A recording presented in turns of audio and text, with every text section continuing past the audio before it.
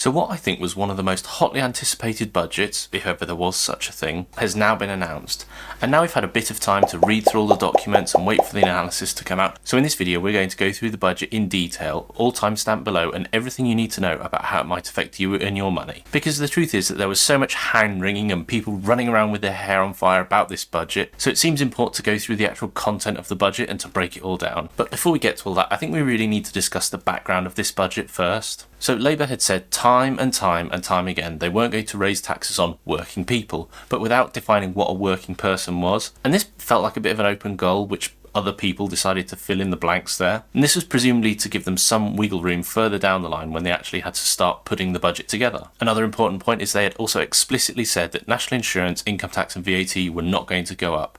But the reality is that when you look at this graph, this shows total taxes, that those three account for about 70% of the total tax revenue each year. So this means that you need to raise taxes on this portion of the diagram, and given that there's less money, you have to be more radical and more cunning about how you're going to raise the difference. Now clearly there's been a lot of definition bending and misinterpretations of reinterpretations, but I want to start the conversation off by talking about the tax rise that isn't a tax rise, which is fiscal drag. Now, whilst it is true to say that headline rates of national insurance and income tax haven't changed, the other thing that also hasn't changed are the income tax thresholds. If you look here, you can see that at certain income thresholds, the rate of tax you pay on income over that threshold goes up. And this causes what is known as fiscal drag. Basically, by freezing tax bands, as people's income increases over time, this means that more of their income will get pulled into higher marginal tax bands. For example, if you get a pay rise, more of your earnings will fall into a higher tax band than if the thresholds had increased in line with inflation. You still have more money in your pocket, but maybe not as much as you might expect. The easy thing to do is to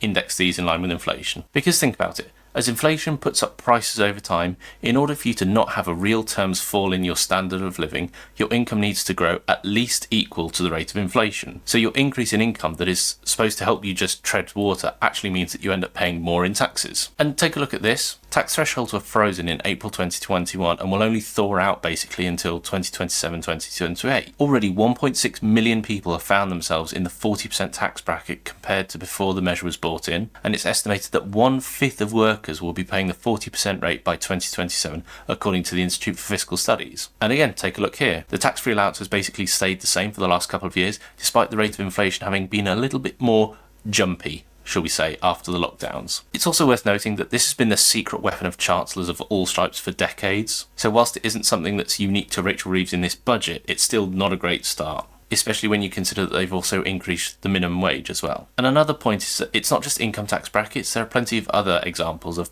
benefits where the qualifying salary hasn't increased in line with inflation. A good example is the higher income child benefit, which used to have a hard stop at 50k. This is now increased up to 60. So with that out of the way, we can make our way to, firstly, the national insurance rise. So with £40 billion to raise, this is the measure that's going to be doing the majority of the heavy lifting. And when all is said and done, this is the biggest single tax raising measure in the entire budget. So what you'll probably know is that national insurance is paid by employees, which you'll see on your payslip, but your employer also pays national insurance. So Labour's argument here is that employees will not pay more tax directly, but instead Rachel Reeves will raise employees' national insurance contributions by 1.2 percentage points to 15% from April 2025. This takes the amount that businesses pay in employees' national insurance contributions from 13.8% to 15%. And just to give you the historical context on this one, the 13.8% national insurance rate was first introduced in 2011, and apart from a temporary increase in 2022, has generally remained at that level. But there's some give and take here. The government will also reduce the secondary threshold where contributions are due from £9,100 to £5,000. And again, there does seem to be some recognition that this is going to put a disproportionate pressure on smaller businesses. So to compensate, the Chancellor has said that she would extend the employer's allowance, which is the amount employers can claim back from their national insurance bill, from £5,000 to over £10,000. And there's already been plenty of analysis on this, largely from the OBR, saying that this will cause some job losses undoubtedly and some people reducing their hours. Next is pensions. So there have been some pretty big changes here, but the truth is that the changes that have been made are nothing like the scale of the changes that have been speculated. So the way it works at the moment is that you can leave your unspent pension fund to anyone without them paying inheritance tax. A pension was basically excluded from the overall value of your estate, is the easiest way to think about it.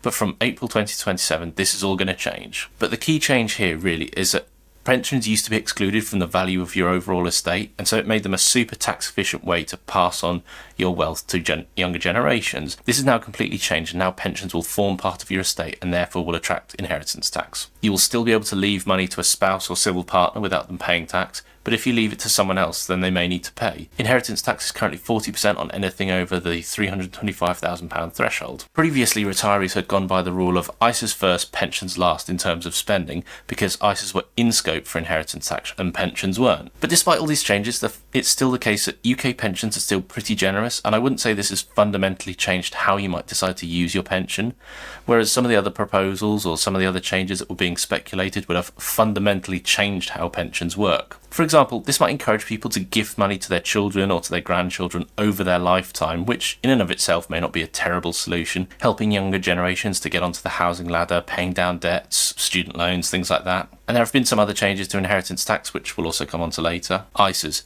Oh my God. There was so much speculation on this one. There was going to be a 100k limit on the amount you could hold in an ISA. There was going to be an exit tax. Any amount over 100k would be taxed. But ultimately, none of it transpired, which is a good thing. Now on this one, I'm not claiming to be Nostradamus or to have a crystal ball on this one, but it always seemed kind of unlikely to me.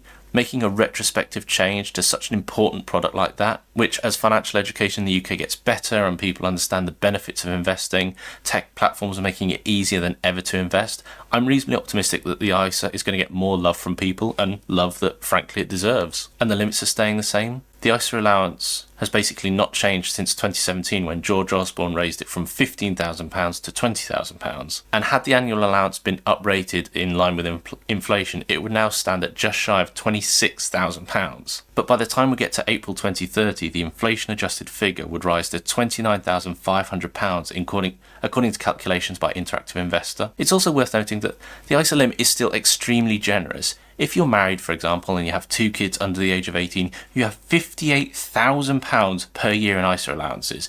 If you're putting that kind of cash away, then money-wise, you're set. You'll be fine. And incidentally, they're scrapping the British ISA, which was always a truly shit idea, not worth the paper it's written on, and I'm glad nobody's wasting any more time trying to figure out this mindless puzzle. Next is capital gains. So capital gains tax is a tax on the profit you make when you sell an asset that's increased in value, but you only pay on the profit that you've made from the transaction. It's an important point which we should really establish at this stage early on. At the moment, there's basically 2 things that determine how much capital gains tax you need to pay: your income tax bracket and the kind of asset that you're selling. We've discussed this before on the channel, that because of the difference of rates between income tax and capital gains tax, it meant that people who generated their income from wealth would pay about half the tax rate of people who generated their income from labour. And again, much like with ISAs, there was much talk of equalising the rates. £1 earned from labour is the same as £1 earned from capital, so why should they be taxed differently? That was the basic kind of thrust of the argument. But as part of this budget, capital gains tax will be increased. The lower rate will increase from 10% to 18%, and the higher rate will increase from 20 to 24%. And I think it's fair to say an increase in the capital gains tax rate was very much kind of baked into budget expectations, and overall the increases aren't huge. And as Rachel Reeves has pointed out, the UK capital gains tax rates are still relatively low compared to international standards, and it's estimated that this will raise about £2.5 billion by the end of the Parliament. But also don't forget, you can still make a gain of £3,000 per year before actually paying tax. And we should also clarify, capital gains taxes are paid by a very, very small number of mostly very, very rich people. Just take a look at this here as pretty good evidence of that, I think. Labour have also closed the carried interest loophole. This was basically a real oddity in the tax code, which meant that performance-related rewards received by fund managers, primarily in private equity, would be taxed as though they were capital rather than income. Now, Labour basically took the view that these fund managers were managing other people's money, and so because they weren't personally bearing any of the risk themselves, they shouldn't benefit from this loophole, and the income should be taxed as labour rather than capital. The tax rate for carried interest will increase from 28 to 32% from April 2025, pending a full reform of the regime. I think with capital gains, there's so much attached to it that just needs changing, and just looking at the headline rate doesn't really solve the problem. It's a very, very complicated and has so many nuances, extensions, exemptions, carry forwards, that changing the rate in tandem with simplifying it would have been a way better way of looking at it, rather than just changing the headline rate. Inheritance tax. We should get a couple of things out of the way with this one right off the bat. Only about 4 or 5% of estates actually are liable for inheritance tax. And secondly, that this is one of the most loophole-ridden taxes imaginable.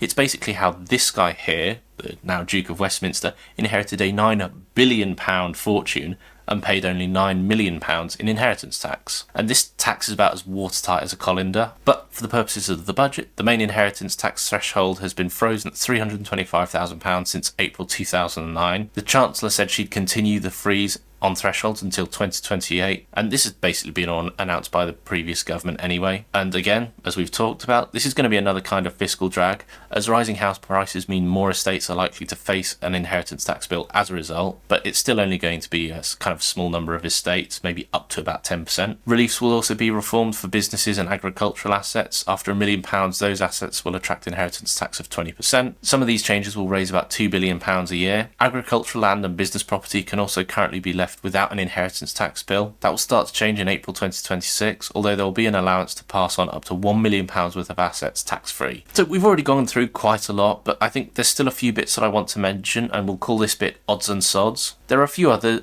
important points here that I wanted to mention that I don't think warrant a chapter each, so we'll just quickly whip through them. Tobacco and alcohol. The government's going to implement a levy on vapes, which will increase to be in line with tobacco. Tobacco taxes will also rise by about 2% above the retail price index. Tax on alcohol will also rise in line with RPI, but Rachel Reeves has announced a cut in draft duty by 1.7%, which she says will save a penny off a pint down the pub. Fantastic. An £8 pint is now $7.99. Doesn't really feel like much of a giveaway, but never mind. Fuel duty has been frozen again. She's extended the freeze for another year and maintains the last government's 5p cut. Air passenger duty will increase by up to £2 for each economy seat on a short-haul flight. And private jets will attract an extra 50% air passenger duty, up to £450 per passenger for a flight. The minimum wage. Rachel Reeves has also confirmed that the national living wage, the legal minimum for over 21s, will increase by 6.7% to £12.21 an hour, equivalent to £1,400 a year for an eligible full-time worker. The government will also introduce permanently lower business rates for retail, hospitality and leisure businesses from 2026 to 27. Until then, they'll receive up to 40% relief on business rates up to a cap of £110,000. VAT on private schools is still going to go ahead. Rachel Reeves has also confirmed that the oil profits and gas levy will be extended and increased to 38%. The non-dom status will be abolished from April. There'll be an extra £500 million to help fix potholes, the bloody things. But we've talked a lot about the first half of this equation, how the government is going to raise extra money. I think it's also worthwhile to talk about the second half of the equation, which is what is the government going to spend the money on. So looking at public investment, I'm afraid to say that there's a bit of political funniness going on here, but bear with me on this. The Chancellor has said that the UK is going to change how it measures debt, moving away from public sector net debt to public sector net financial liabilities, which basically recognises the benefits of some investments that the government has made, in specifically things like student loans. This should free up about an extra £50 billion to invest in the crumbling public services, which are in dire need of investment, and I think that's something we can all agree on. And then what does all this mean for inflation and growth? The Chancellor will maintain the Bank of England's 2% target for inflation, no real surprises there, and the forecasts are that inflation will average about 2.5% in 2024, rising to 2.6% in 2025, and gradually dropping to 2% in 2029, according to the OBR forecasts. And the OBR has also slightly upgraded its growth forecast for this year and for next year, but has also adjusted them down in later years. GDP growth is forecast to be 1.1% in 2024, 2%, 1.8%, 1.5%, 1.5% and 1.6% in 2030. Now, the OBR's inflation and growth predictions are hardly stellar, with inflation not expected to fall below the 2% target until 2029. But in truth, as long as it stays in the 2% range, like, it's just a dub, like, let's just take it, I imagine that Rachel Reeves is going to be looking at those growth figures and really hoping that she can do something to try and pick them up. And then we also have government borrowing. Rachel Reeves said that there were going to be new rules about not borrowing for day-to-day spending, that the current budget will be balanced within 3 years of the forecasts. It's estimated the government will run a deficit of £26 billion in 2026, but will achieve a surplus of £10 billion in 27-28, 9.3 billion in 28-29 and 9.9 billion in 2029 to 2030. So just my final thoughts on this one. Putting out a budget when the economy is struggling and when the UK economy has struggled as much as it has seems like an unenviable task. When the economy is doing well and there's cash sloshing around, it's an entirely different kettle of fish. And this budget, like no other, certainly in my lifetime, was just awash with speculation that there was going to be this massive pensions raid and ISAs were going to be rendered completely useless, but Basically, none of that really happened. Changes to inheritance tax and capital gains tax only affect a small number of people, generally those who have the most assets to tax and are therefore richer. And for the most part, I would say this budget wasn't as bad as expected, but this is politics, so there will always be critics. And an important point that I just wanted to make at this stage, which is borrowing to improve the productive capacity of the economy is not the same as borrowing to cover day-to-day spending, and so it shouldn't be treated as though it is. But having said all this, there is one thing missing from this budget, which could mean that Labour's plans to get the economy moving again could be completely scuppered. I'm doing a whole video on about it, so make sure you subscribe. When the video is out, link will be just here, because if the government can't get this bit right, all of this extra money will basically be for naught. So I have real concerns that they might miss the boat on this one. Thanks very much for watching.